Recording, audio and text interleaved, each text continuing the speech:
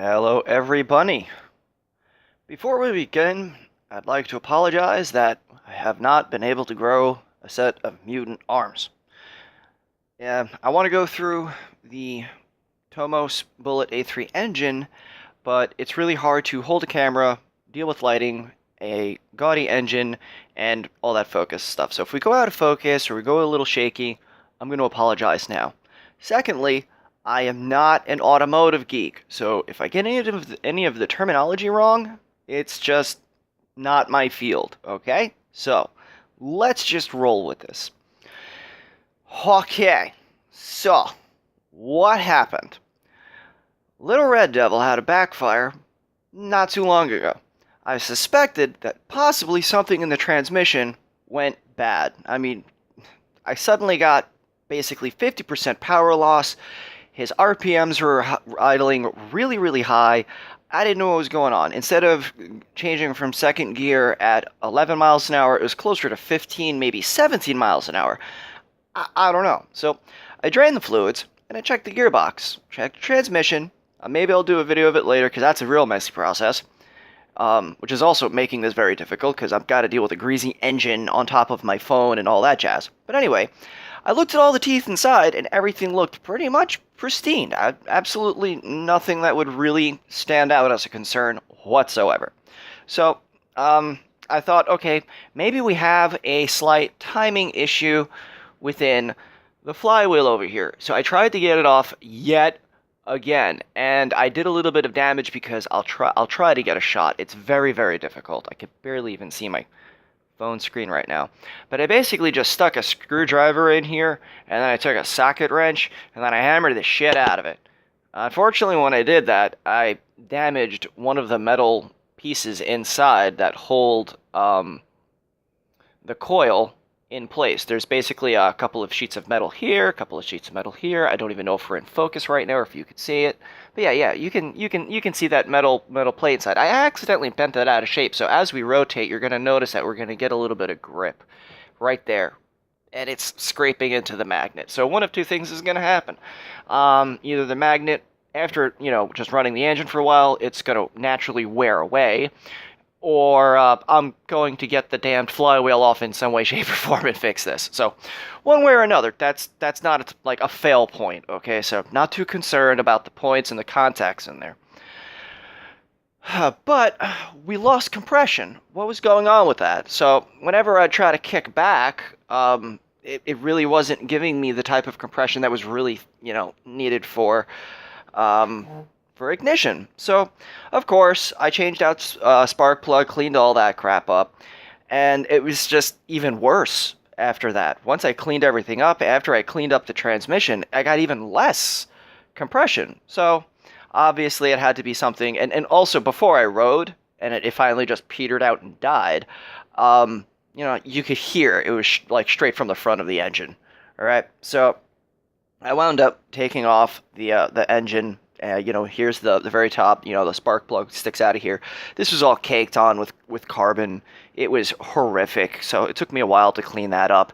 Here is our, to give you an idea, it looked kind of, just black, just pure black, absolutely no silver. If you look at the arm of the piston arm here, how that should be silver, but at the moment I do not have the capabilities of breaking the engine down because the flywheel, the engine, and the transmission all sandwiched together, and because I can't get the flywheel off, there's no way for me to get in here to clean all of that carbon out, and I was really hoping to do a full engine teardown, and this is something I should have done from day one, okay? Seriously, day one, really should have just done that. So, I cleaned up as much as I could. Now here is the cylinder wall in here. It's looking pretty good.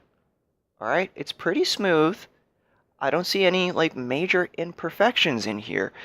But when I looked at the cylinder, now I have another video about this. Hopefully I've posted it by now, but you can see all these really bad gouges right here, straight through one of the pistons. Or sorry, one of the O-rings gouged right into the piston, and ouch. And also, the thing was horrific. It was just completely covered in buildup. It took me quite a while to not only get it off the top of the piston head, but also these little grooves inside. So basically, I was running the engine. I didn't service it. I didn't give it, was running the wrong mix, running the wrong timer, running the wrong timing, running the wrong carb. Like every possible thing that could have gone wrong has eventually led towards stressing out the piston and blowing a ring. I hope. So, what I had to do was knock out this tiny pin. Well, first take out these two retention clips with retention springs with this is on a magnet, by the way. So we got these little retention springs, and I pulled those out with a pair of needle nose pliers. Had to knock out the this peg that sits between, that basically just locks the piston and the piston. God, what's the word for it? The piston arm. Sorry. Yeah, really, it's... No. This is my 5th take. I'm sorry, I'm tired. Right, so originally I was trying to basically just get the new O-rings on and just slip it all together, while this whole mechanism was just...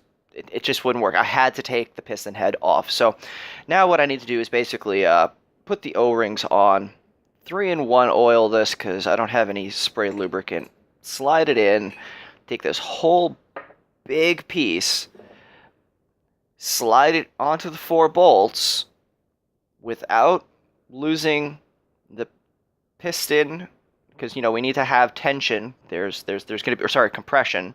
This is going to be this needs to be basically locked in place, because as soon as we do that, it's not going to want to smoothly fit in. When you put these O-rings on, they have to spring into place, and you basically have to work it into the cylinder shaft. Take this whole big piece, put it on here. I'm going to have to reposition the piston arm to its forwardmost position, right? And knock that pin through. That's not exactly something I can do on video, alright? So, that's not going to happen. Okay, so that's right there. Hopefully our next video would be, all this horse shit's put back together. So another issue is, originally I thought that this was supposed to be the carburetor that fit on the engine. Okay, and it was no way in hell this would be even... You couldn't even diagnose it because of the condition of the old carburetor. So I ordered the wrong carburetor, assuming that this was the correct carburetor. I have no problems with this carburetor. It is, I would like to say, a drop-in replacement. It does not perfectly fit because this is a replica on top of the intake. So for now, I'm just going to take some old rubber inner tubing and then just wrap it around. I know this isn't the best way of doing things. I know I should get the proper carburetor. It's $150. I don't give a shit. Really. Okay? My biggest concern is the fact that I had to rig this job up. So, if you notice, I have this aluminum tape around the air filter, if you can even call it that. And I can't even install the air guard because this just doesn't fit on this moped physically. It just wasn't designed so. And the cuff of my pants keeps hitting the choke and bending it forward. So now I understand why the carburetor that was already on this Tomos Bullet A3 engine was in such horrific condition. So in an afterthought, I'm likely going to have to design something to protect this and make it so I have some side panels with, I don't give a crap. I'll use plastic bottles and a heat gun if I have to. I just want this engine working. But as you can see, clearly, my loss of compression... Man, if I can just... I can't focus with one hand. Where are you? Where's that gouge? Yeah. That gouge right there is a really good explanation of why the engine just wasn't giving me that kick and then eventually petered out and stopped working. So, we just got to put all that back together. So, that's the status quo with the engine of the Lil Red Devil. We will get him to work. He will ride again. Cheers, beers, and bunny ears.